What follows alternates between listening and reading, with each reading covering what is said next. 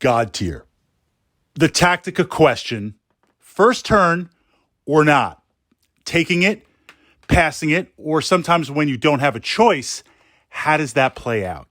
Now, one of the interesting things about Godtear, given how dynamic the rules are, first turn sometimes has an advantage, sometimes doesn't have an advantage. A lot depends on really three factors: the mission that you're playing, the war bands that you're playing, whether it's 1 to 3, the characteristics of them, and what turn it is.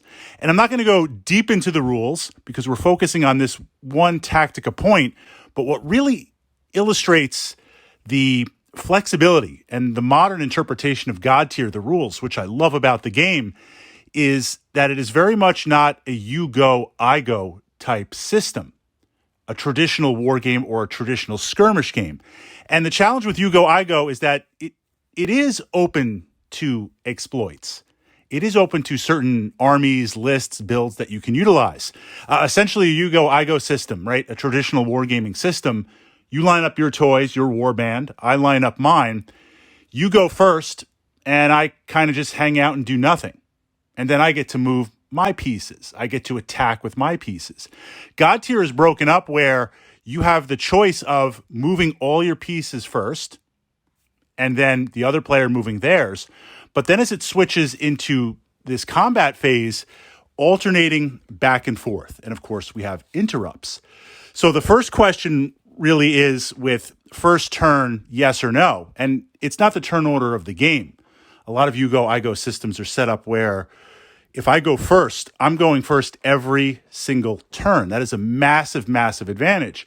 Godtear has the possibility, the capacity to swing back and forth. So you're always looking at the end of a turn to ask yourself, what if I go first next turn? What if I don't go first? Do I want to go first? If you extend yourself in a little bit aggressively, that could pay rewards or it could punish you. Now, of course, the advantage of going first, essentially, we're looking to score points. We're looking to score objectives. And there's many ways to do this in Godtear. You can focus in one area. You could focus in multiple areas.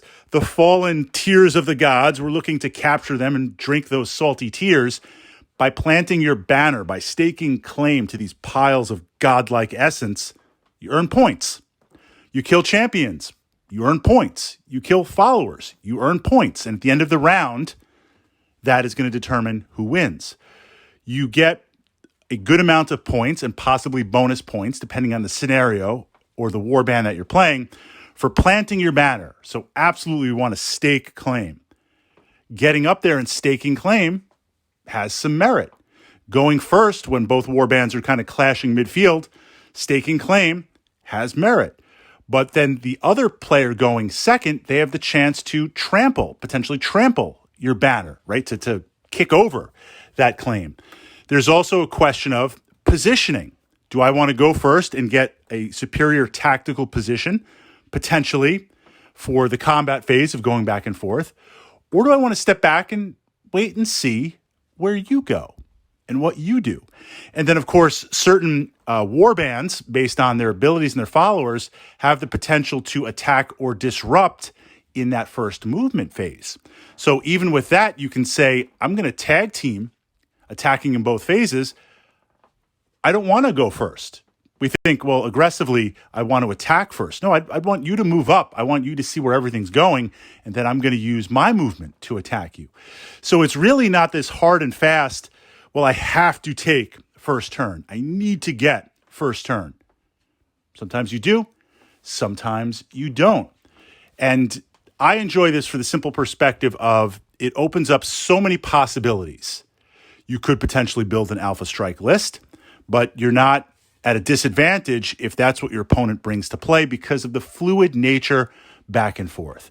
I also really enjoy it because not only the different combinations of the war bands and the missions and how the tiers evolve or devolve, but with this game and the dynamic aspect of the rule set, you are never truly at a point where if you step back and you look at what's unfolding on the table, where you say, I'm done. I'm in trouble. I can't win this game because either my opponent has dealt so much damage or they have such superior position where you're looking and saying, we're going to play it out because it's fair, it's respectful, but based on the limitations of the rules, as we see with some other rule sets out there, you look and say, Warhammer 40K being one of them, I just can't win. That's not being pessimistic. The way the rules are set up with a you go, I go, at certain points in the game, it is impossible to win. Godtear, there is always a way to win, and the shifting back and forth is very, very fluid. So it's not always right there where you need to make a decision, or you even can make a decision. Yes, I want first turn, or I want to pass it, or if I didn't get that first turn, that changes the course of the game.